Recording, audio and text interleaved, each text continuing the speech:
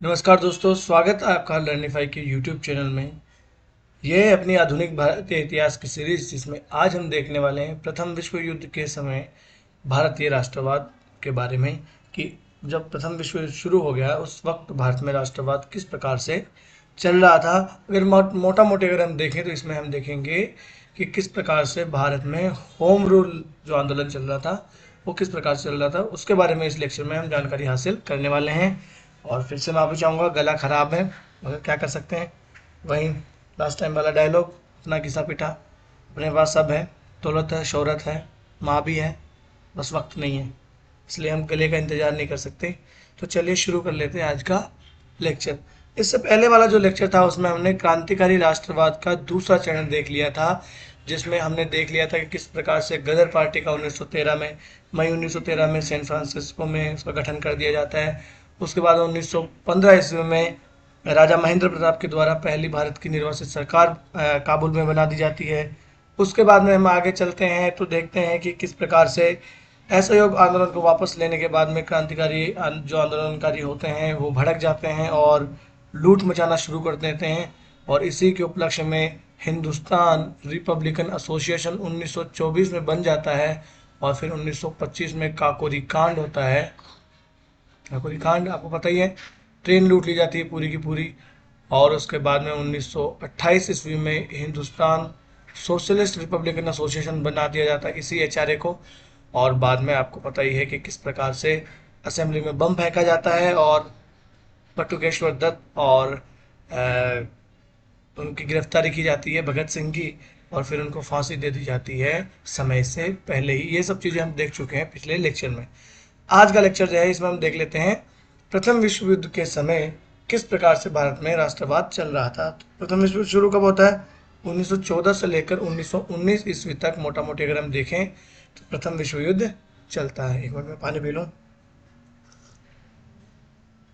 पीना पड़ता है गर्म पानी, बार बार क्या कर सकते हैं, है ना। तो ये प्रथम विश्व युद्ध जुलाई 1914 ईस्वी में शुरू हो जाता है, जिसमें दो धड़े होते हैं। एक तरफ जो होता है वो ब्रिटेन, फ्रांस, रूस और जापान होते हैं, और दूसरी तरफ फिर इटली, जर्मनी, ऑस्ट्रिया, हंगरी और टर्की हुआ करते थे। ठीक है, तो एक धड़े में थे ब्रिटेन और उसके साथी, दूसरे धड़े में जर्मनी और उसके साथी हुआ करते थे। तो इस काल में भी भारत में राष्ट्रवाद का तेजी से विकास हो रहा था, है ना। देखिए, युद्ध जब प्रारंभ हुआ था 1914 ईस्वी में, तो उस वक्त जो है 1914 के आसपास में कांग्रेस पूरी तरीके से किसके, अब अगर हम कहें किसके नेतृत्व में हुआ करती थी, तो वो हुआ करती थी उदारवादियों के नेतृत्व में। क्यों? क्योंकि गोखले तिलक को तो गिरफ्तार कर लिया गया था, है ना। तिलक को गिरफ्तार कर लिया गया था और मांडले जेल में भेज दिया गया था। तो तिलक की तो थे उनके बड़े बड़े नेता गर्मपंथियों के। तो अब देखें, नरमपंथियों के ही या उदारपंथी या उदारवादी जिन्हें कह सकते हैं, उनके हाथों में ही नेतृत्व रहता है कांग्रेस का 1914 ईस्वी के आसपास। गांधी जी अभी आए नहीं होते, गांधी जी 1915 ईस्वी में आते हैं, ठीक है ना। इसलिए भारत ये राष्ट्रीय कांग्रेस और साथ ही साथ सभी दल जो हुआ करते थे वो इस बात पर सहमत थे कि हम ब्रिटिश सरकार को सहयोग देंगे युद्ध में, इस बात के आश्वासन पर कि ब्रिटिश सरकार युद्ध के बाद में बहुत सारे सुधार करेगी और हम लोगों को अधिकार देगी। इस मामले में भारतीय राष्ट्रीय कांग्रेस और साथ ही साथ सभी, लगभग सभी दलों के नेता इस बात पर सहमत थे कि भाई हम ब्रिटिशर्स को सहायता देंगे।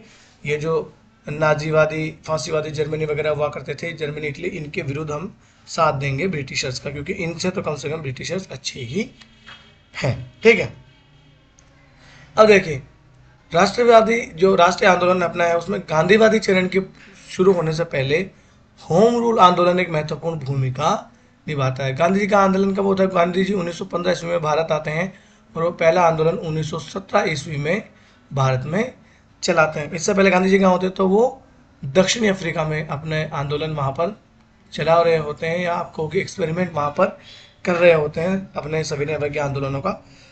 अगले लेक्चर्स में हम गांधीवादी आंदोलनों के बारे में भी जानेंगे डिटेल से, है ना।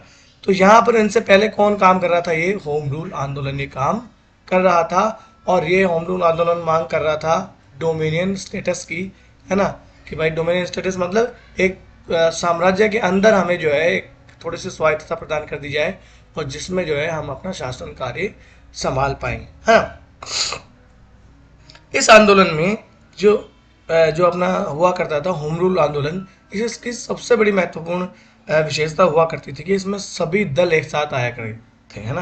यानी कि भागीदारी इसमें सभी दलों की हुआ करती थी, भले ही वो मुस्लिम लीग ही क्यों ना हो। देखिए 1906 ईस्वी में दिसंबर या 30 दिसंबर 1906 में मुस्लिम लीग का गठन हो जाता है, ढाका के नवाब सलीमुल्लाह की आपको की देख रेख में। समझ रहे हैं आप बात। और वहां पर देखिए कड़वाहट खूब ज़्यादा बढ़ जाती है। फिर 1909 का जो अधिनियम होता है, भारत परिषद अधिनियम जो होता है ना, इसके माध्यम से पृथक निर्वाचन जो है वो पृथक निर्वाचक मंडल जो है प्रदान कर दिया जाता है मुस्लिमों को। और इसके वजह से खूब ज़्यादा जो है आपको हो कि कड़वाहट बढ़ जाती है हिंदू और मुसलमानों में। और मुसलमान चाहते हैं कि भाई हम तो अंग्रेज़ों के साथ रहेंगे, इससे हमें बहुत फ़ायदा होगा। परंतु 1911 ईस्वी में जब बंगाल विभाजन को वापस से निरस्त कर दिया जाता है तो फिर मुसलमानों को एक धक्का लगता है। और जो मुसलमानों में जो जवान पीढ़ी होती है वो कहती है कि भाई नहीं, हम अंग्रेज़ों के साथ हम नहीं रहेंगे, हम देखते हैं कि हम भी क्या कर सकते हैं। और उस टाइम पे भारत में होम रूल आंदोलन चल ही रहा था, तो होम रूल आंदोलन के साथ में आ जाते हैं मुस्लिम जो नेता हुआ करते थे वो भी। और मुस्लिमों की सबसे बड़ी पार्टी उस टाइम पे अगर आपको होगी कोई आवाज़ थी तो वो हुआ करती थी मुस्लिम लीग। तो मुस्लिम लीग भी जो है यहाँ पर साथ में आ जाती है, किसके, होम रूल आंदोलन के साथ में। तो देखिए यूपीएससी क्वेश्चन यहाँ से बना लेंगी, ऐसे क्वेश्चन यूपीएससी बनाती है कि होम रूल आंदोलन में सभी दल, यहाँ तक कि मुस्लिम लीग की भी भागीदारी रही। तो लोगों को लगेगा यार मुस्लिम लीग कहाँ साथ में आएगी, ये तो मुस्लिमों के लिए अलग से मांग कर रही होगी। परंतु हाँ, सारे दल यहाँ पर सामने साथ में आ गए थे। उसके बाद में होम रूल आंदोलन के बारे में हम बात करें इसी के बारे में, तो ये एक, इसमें हम प्रथम अखिल भारतीय जन आंदोलन कह सकते हैं। इससे पहले जो आंदोलन चल रहे थे वो क्या कर रहे थे, एक अपने अपने एरिया में सीमित थे। जैसे बंगाल विभाजन के विरुद्ध जो स्वदेशी आंदोलन हुआ, कांग्रेस क्या चाहती थी कि भाई बंगाल के अंदर ही वो रहे और वो मोटा मोटी बंगाल के अंदर ही सीमित रहा स्वदेशी आंदोलन। परंतु होम रूल लीग आंदोलन पहला ऐसा आंदोलन था गांधी जी के पहले जो कि अखिल भारतीय स्तर पर वो चलाया गया। और इसके नेता जो हुआ करते थे वो एक लोकमान्य बाल गंगाधर तिलक, यहाँ पर आप फोटो देख सकते हैं, और एक हुआ करती थी श्रीमती एनी बेसेंट, है ना। थियोसॉफिकल सोसाइटी जब मैं पढ़ा रहा था तब भी मैंने आपको बताया था कि किस प्रकार से भारत में थियोसॉफिकल सोसाइटी की भी सदस्य बनती है एनी बेसेंट, जिसे मैडम ब्लावत्स्की द्वारा स्थापित किया जाता है ना। अब यहाँ पर देख लेते हैं तिलक का होम रूल लीग आंदोलन। पहले तिलक और एनी बेसेंट दोनों का होम रूल आंदोलन होता है और इनके क्षेत्र भी अलग अलग होते हैं, तो इनके बारे में हम जानकारी हासिल कर लेते हैं। तो होम रूल लीग जो आंदोलन हुआ करता था तिलक का, उसके बारे में सबसे पहले देखेंगे। तो दिसंबर 1915 ईस्वी में तिलक जो है वो बम्बई, मध्य प्रांत और भी जो आसपास के क्षेत्र होते हैं उनके राष्ट्रवादियों को बुलाते हैं पूना में बुलाते हैं और होम रूल के प्रश्न पर वो विचार करने के लिए एक समिति बनाते हैं। भाई होम रूल आंदोलन चलाया जाना चाहिए कि नहीं चलाया जाना चाहिए, इस पर विचार करने के लिए एक समिति बना देते हैं। 15 सदस्यीय समिति एक बना देते हैं। अब देखिए होम रूल आंदोलन कहाँ चल रहा था, ये है ना, ये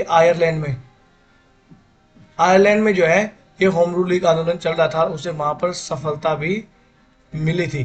तो ये चाहते हैं कि भाई भारत में भी क्या इसको सफलता मिल सकती है कि नहीं, इसके ऊपर विचार करने के लिए एक 15 सदस्यीय समिति हम बना लें। तो 15 सदस्यीय समिति का गठन कर दिया जाता है और इस समिति ने लीग की स्थापना पर के ऊपर बल देने की बात की, भाई हाँ लीग की स्थापना की जानी चाहिए। और इसी की रिपोर्ट के आधार पर फिर 1916 में तिलक ने इंडियन होम रूल लीग की स्थापना कर दी थी। तो देखिए पहले एक कमेटी बनाई जाती है, फिर 1916 में, ये डेट आपको याद रखना है कब, तो अप्रैल 1916 ईस्वी में home rule home rule league की स्थापना कर दी जाती है, किसकी, तिलक की, है ना। एनी बेसेंट के तिलक जो एनी बेसेंट वाला होम रूल जो लीग है वो इसके बाद में स्थापित किया जाता है, वो सितंबर 1916 में जो है वो बेसेंट वाला जो है वो स्थापित किया जाता है ना।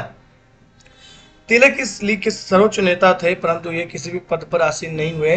इनके बजाय जोसेफ बैप्टिस्टा जो हुआ करते थे वो इसके अध्यक्ष बनाए गए और एन.सी. केलकर जो है वो इसके सचिव बनाए गए। तो यूपीएससी यहाँ से भी क्वेश्चन पूछ लेगी कि इंडियन होम रूल आंदोलन के पहले अध्यक्ष जो है वो तिलक थे, तो आपको लगेगा तिलक का ही होम रूल लीग था तो यही होंगे, नहीं, ये किसी पद पर नहीं थे। जोसेफ बैप्टिस्टा अध्यक्ष थे और एनसी केलकर जो थे वो सचिव बनाए गए थे, है ना। साथ साथ इसके और भी अगर हम देखें सदस्य हैं, तो बीएमएस मुंजे साहब, आरपी करंदीकर, जेएस खरपड़े, इस प्रकार के नेता हुआ करते थे। ठीक है, ये मुंजे, करंदीकर जिसमें आगे लगता हो तेंदुलकर, जैसे महाराष्ट्र के लोग होते हैं, खरपड़े, घोरपड़े, इस प्रकार के लोग महाराष्ट्र के ही सरनेम वाले होते हैं, है ना।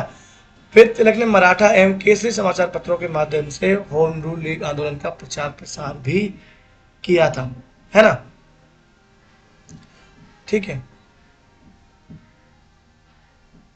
हाँ जी, तो हम ये बता रहे थे कि तिलक जो थे वो मराठा और केसरी समाचार पत्रों के माध्यम से इसका प्रचार प्रसार कर रहे थे। तो ये यहाँ से भी क्वेश्चन बन सकता है कि मराठा और केसरी समाचार पत्रों के माध्यम से होम रूल लीग का जो है प्रचार प्रसार किया गया था। तो जी बिल्कुल, केसरी और मराठा ये समाचार पत्रों के नाम है ना, ये कोई भाषा वाषा नहीं है।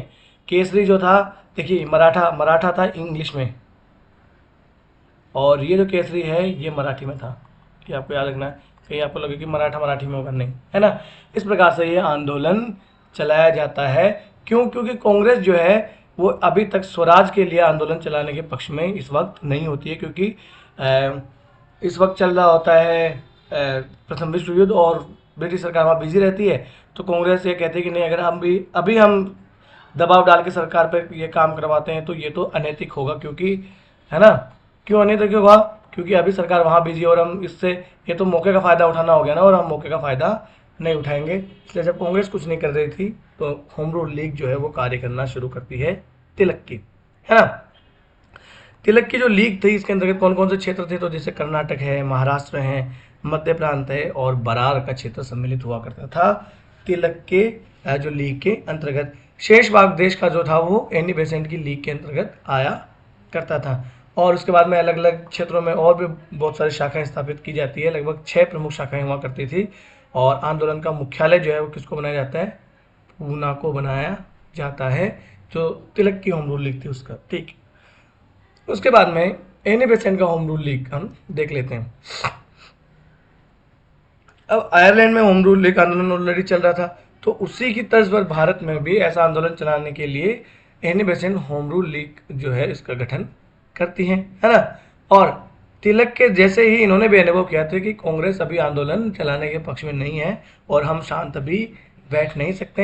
हालांकि एनी बेसेंट जो थी ये चाहती थी कि भाई उग्रवादी और जो भी उदारवादी हैं ये दोनों साथ में आएँ और कांग्रेस को एक साथ लेकर चलें, है ना। तो उग्रवादियों को भी अपने पक्ष में लाना चाहती थी एनी बेसेंट, और ये अपने खुद के संसाधन देकर भी राजनीतिक आंदोलन को चलाने के पक्ष में हुआ करती थी, है ना। और एनी बेसेंट ने कौन से समाचार पत्रों के माध्यम से प्रचार प्रसार किया था? तो न्यू इंडिया और कॉमनवेल्थ के माध्यम से। देखिए, उन्होंने केसरी और मराठा इनके माध्यम से, और इन्होंने न्यू इंडिया और कॉमनवेल्थ के माध्यम से होम रूल के विचारों का प्रचार प्रसार किया था, है ना। इन्हीं के प्रयासों से गर्मपंथियों को कांग्रेस में लाने में सफल हो जाती है एनी बेसेंट, है ना। एनी बेसेंट के प्रयासों से ही गर्मपंथियों को वापस से कांग्रेस में सम्मिलित कर लिया जाता है। नहीं तो अभी तक तो गर्मपंथी जो थे गोखले वगैरह उनका यहाँ पर दबदबा हुआ करता था, है ना। किंतु कांग्रेस ने होम रूल लीग के गठन के प्रस्ताव को स्वीकृति नहीं दी थी, इसलिए, और नहीं दी थी। और 1917 ईस्वी में बाद में भारतीय राष्ट्रीय कांग्रेस के अधिवेशन की अध्यक्ष भी बनाया जाता है उनको 1917 में। हालांकि तिलक जो है वो चाहते थे कि 1916 ईस्वी में इनको बनाया जाए, लेकिन अंबिका चरण मजूमदार को 1916 का जो है वो अध्यक्ष बना दिया जाता है। परंतु कोई नहीं, 1917 ईस्वी में फिर इनको अध्यक्ष बना दिया जाता है कांग्रेस का। तो एनी बेसेंट कोई प्रथम महिला जो कांग्रेस की अध्यक्ष रही थी, तो वो कौन थी? एनी बेसेंट ही थी। ये भी आपको याद रख लेना। कांग्रेस की फर्स्ट विमेन प्रेसिडेंट कौन थी? Annie Besant. याद रखना, पहली महिला अध्यक्ष जो थी ये थी। और पहली भारतीय महिला कौन थी? पहली भारतीय महिला अध्यक्ष ये थी सरोजिनी नायडू। ये क्वेश्चन में पूछा जा चुका है और यहाँ पर आदमी कंफ्यूज हो सकता है। पहली महिला पूछे कांग्रेस के अध्यक्ष तो एनी बेसेंट, पहली भारतीय महिला पूछे तो सरोजिनी नायडू, क्योंकि ये तो भारत से नहीं थी ना एनी बेसेंट, तो ठीक है ना। और ये अगर देखें तो ओवरऑल दूसरी महिला हुआ करती थी सरोजनी नायडू, ये हमने देख लिया। कांग्रेस के द्वारा किसी भी प्रकार का इनको आश्वासन नहीं मिलता है आंदोलन चलाने के बारे में, इसलिए ये एनी बेसेंट भी अपने होम रूल आंदोलन की स्थापना कर लेती है सितंबर 1916 ईस्वी में। ये अपने आंदोलन की ये भी अपने होम रूल की स्थापना कर लेती है और सचिव ये नियुक्त करती है, इनके अनुयायी होते हैं जॉर्ज अरुंडेल को ये अपना सचिव बना लेते हैं। साथ ही साथ यहाँ पर ये अय्यर है, तो रामास्वामी अय्यर जो प्रसिद्ध वकील हुआ करते थे, साथ ही साथ वीपी वाडिया जो थे उनको कोषाध्यक्ष के रूप में यहाँ पर पद दे दिया जाता है ना। और आंदोलन को एकीकृत रूप में चलाने के प्रश्न पर एनी बेसेंट खुद ही कहा करती थी कि देखिए कुछ ऐसे भी समर्थक हैं तिलक के जो मुझे पसंद नहीं करते हैं, कुछ मेरे समर्थक हैं जो तिलक को पसंद नहीं करते हैं, परंतु फिर भी इनके बीच में कोई मोटा विवाद निकल के सामने नहीं आया। दोनों नेता एक साथ जो है पूरे देश में आप कहो कि होम रूल आंदोलन चलाते रहते हैं, है ना। तो ये जो एनी बेसेंट थी, इनकी लीग का मुख्यालय कहाँ था, तो मद्रास के निकट आर्यार नाम की जगह पर हुआ करता था और यहीं पर थियोसॉफिकल सोसाइटी का भी जो है ऑफिस हुआ करता था, ये आपको याद रखना होगा। और तिलक वाली का कहाँ था, तो पूना में, तिलक की का कहाँ था, पूना में हेडक्वार्टर हुआ करता था। साथ ही साथ इस लीग के और भी कार्यक्षेत्र जैसे बम्बई, कानपुर, मथुरा, इलाहाबाद, बनारस, पटना, गया, अहमदनगर, कालीकट, मद्रास, ऐसी जगहों पर भी इसके अलग अलग ऑफिसेस हुआ करते थे एनी बेसेंट की तिलक की जो एनी बेसेंट की होम रूल लीग की। उसके बाद में भाई होम रूल लीग आंदोलन का अंत क्यों हो गया फिर, जब इतना सारा कुछ हो ही रहा था। तो देखिए सरकार जो है वो होम रूल आंदोलन का दमन करने के लिए तत्पर हो जाती है, क्योंकि उस वक्त प्रथम विश्व युद्ध चल रहा होता है और सरकार जो है वो डिफेंस ऑफ इंडिया एक्ट वगैरह, डिफेंस ऑफ इंडिया एक्ट वगैरह इस प्रकार के एक्ट लाती है, जिसमें किसी भी प्रकार का कोई जो है कोई आपको की सुनवाई नहीं होगी, सीधा जेल में वगैरह डाल दिया जाता था। माफ कीजिएगा।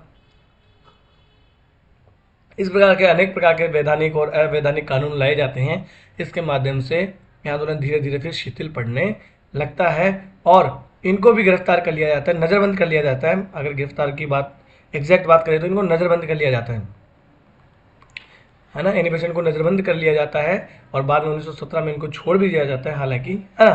फिर इन्होंने आश्वासन दिया था कि भाई संवैधानिक सुधारों का, कि युद्ध के बाद में हम संवैधानिक सुधार करेंगे और उसके बाद में आंदोलन धीरे धीरे निष्क्रिय होता चला जाता है। हालांकि इस वक्त जो है एनी बेसेंट की लोकप्रियता चरमोत्कर्ष पर पहुंच जाती है और इसी की एक परिणति होती है कि 1917 ईस्वी में कांग्रेस के कलकत्ता अधिवेशन में जो है आपको कि अध्यक्ष किसको बनाया जाता है, तो एनी बेसेंट को पहली महिला जो अध्यक्ष हुआ करती थी, है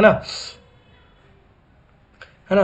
तो उनका भी यही मानना था कि होम रूल के आंदोलन के बजाय हम विचार विमर्श के द्वारा कुछ हासिल करें, ऐसी बात ये कहा करती थी। क्योंकि अभी तक देखिए नरमपंथी, गर्मपंथी और आप कहो कि मुस्लिम लीग सब बटे हुए थे, है ना। तो इसका ये कहते हैं कि भाई नहीं, हम एक जगह आकर सब कुछ फ़ायदा उठा सकते हैं। 1918 में बाद में वैलेंटाइन शिरोल के विरुद्ध मानहानि का मुकदमा लड़ने के लिए लंदन चले जाते हैं। कौन? तिलक।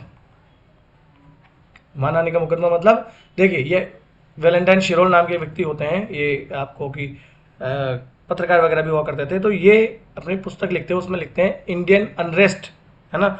उस इंडियन अनरेस्ट में कहते हैं कि तिलक जो है वो भारतीय असंतोष का जनक है और उनके बारे में बहुत उल्टी सीधी बातें करते हैं। तो इनके विरुद्ध लंदन में मानहानि का केस कर देते हैं तिलक, और तिलक फिर चले जाते हैं लंदन इनके मानहानि का मुकदमा लड़ने के लिए। हालांकि फिर वो हार जाते हैं, फिर हार जाते हैं वो, ठीक।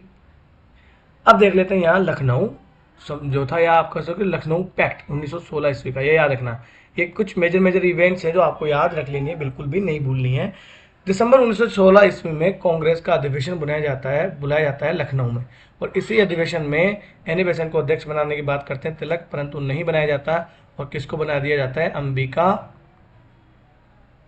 चरण मजूमदार को, है ना। सारे आपको याद रखने की जरूरत नहीं कौन कब अध्यक्ष था, जब जो मैं ऐसा बताता रहूँ तो आपको याद हो जाएंगे, है ना।